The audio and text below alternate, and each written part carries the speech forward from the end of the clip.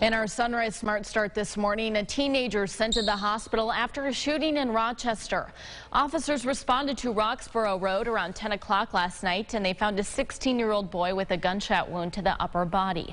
He is being treated for non-life-threatening injuries. Now, no word on any suspects in custody, but anyone with information is asked to call 911. Also new this morning, Rochester police investigating a crash that is impacting power for some in our area. This happened at the intersection of Emerson and Curlow streets just before midnight. Details limited at this time, but RG&E is working to restore power to over 60 customers. In international news this morning, the Ambassador Bridge between the U.S. and Canada is now open after it was closed down by truckers protesting COVID protocols. The bridge connects Detroit, Michigan with Windsor, Ontario. Yesterday, over 24 protesters were arrested and their trucks were towed after a week-long demonstration against vaccine mandates. U.S. and Canadian officials say the blockade has caused supply chain issues to worsen. Canadian Prime Minister Justin Trudeau says the truckers causing the disruption could face a maximum penalty of $100,000 and 1 year in prison. U.S. officials say an invasion of Ukraine by Russian forces could happen sometime this week. A day after the president warned Russian leaders against an incursion, President Biden spoke with Ukraine's leader. More U.S. troops have arrived in Poland as Russian forces encircling Ukraine's border grow. Russia has deployed more than 100,000 troops along its border with Ukraine. And with all the needed military supplies already there, American officials fear Russia could move. We also are watching very carefully for the possibility that there is a pretext or a false flag operation to kick off the Russian action in which Russian intelligence services conduct some kind of attack on Russian proxy forces in eastern Ukraine or on Russian citizens and then blame it on the Ukrainians. Russia's demands include that the West keep former Soviet countries out of NATO and for NATO to refrain from deploying weapons near its border. James, it's Valentine's Day, of course. Yes. If you haven't gotten those flowers yet, you may want to wait a little bit till the temperatures warm up a tiny bit, because it is, what, 8 degrees out there right now. They might freeze on you, the flowers. You don't want that. No, definitely not. We maybe run out last minute to get those flowers, those last minute gifts. It is going to be cold. Morning walk, dog walk. If you have to get outside, it is certainly chilly. Feels like zero, feels like below zero at times, and not much of an improvement through this afternoon.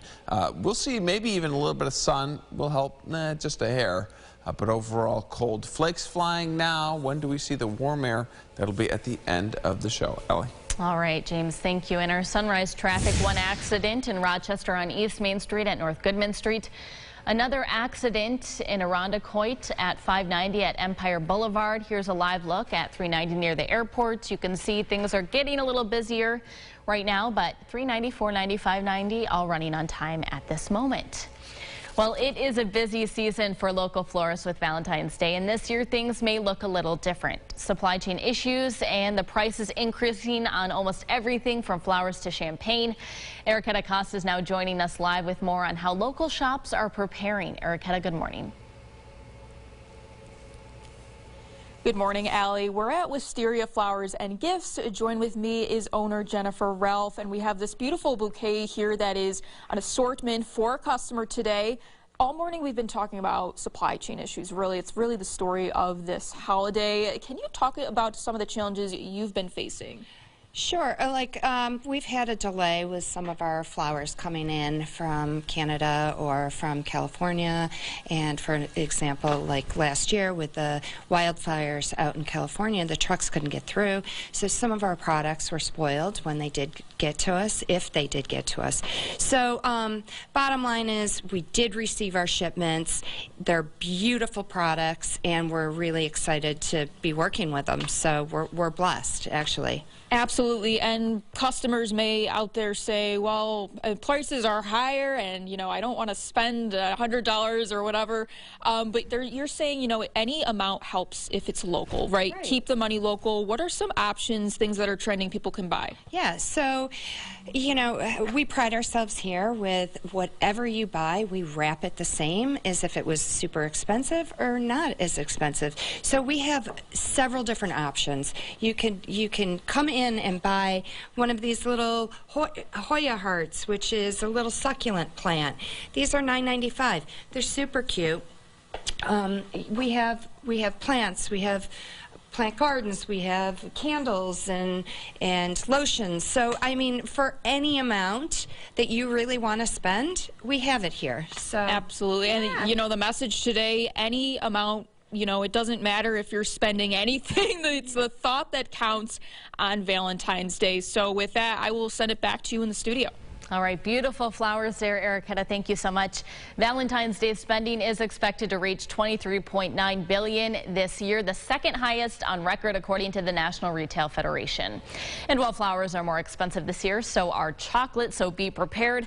Experts say this is due to rising costs of ingredients used to make the treats like sugar, milk, and peanut butter. The cost of transportation, shipping, and packaging are adding up as well, forcing companies to raise prices across the board.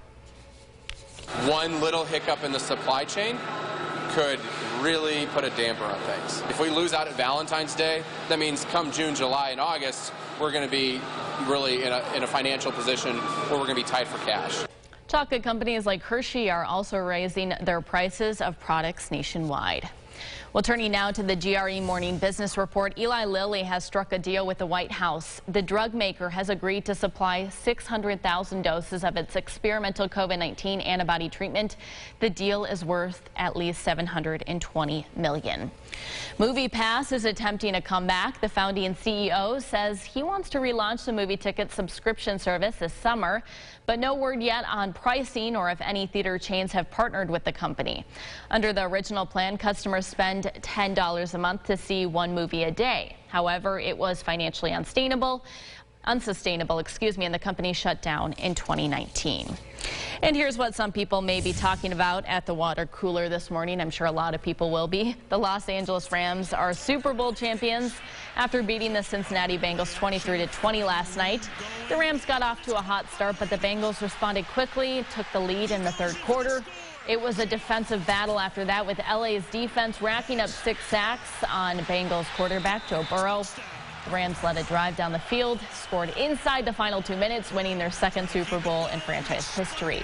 Wide receiver Cooper Kupp capped off a historic season by winning Super Bowl MVP. Well, congratulations to them. I had, chosen the Bengals to win last Friday, but whatever. I think a lot of people were with you. Wanted to see the Bengals win. The underdogs. Yeah. But, still happy for the Rams, so congratulations to them. LA wins in their own stadium yet again. 2 years in a row, home team, which is strange in football. But yeah, we'll talk about that, talk about the forecast as well. Bus stop forecast, we have temperatures staying very cold in the single digits, coming back only low to mid-teens for the afternoon. We do see a warm-up, though, in the 8-day forecast. Looking ahead, Tuesday and into Wednesday, a good jump in temperatures there.